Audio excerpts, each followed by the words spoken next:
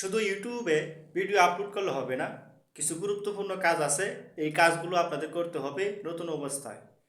আপনারা নতুন অবস্থায় কি কি কাজ করবেন আজকে আমি এই ভিডিওতে বিস্তারিত বলবো।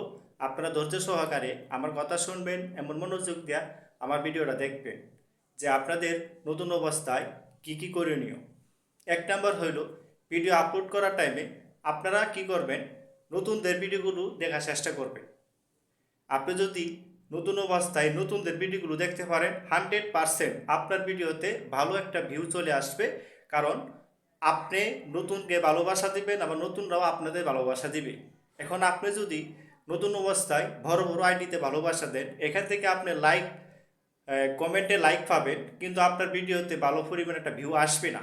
তবে আপনি সবসময় চেষ্টা রাখবেন নতুনদেরকে ভালোবাসা দেওয়ার জন্য। কারণ সবসময় নতুনরা কি করে, তাদেরকে একটা ভিডিও দেখবেন, তারা আপনার 3টা ভিডিও দেখবে। আশা করি বুঝতে পারছেন। ভিডিও আজকে এই পর্যন্তই।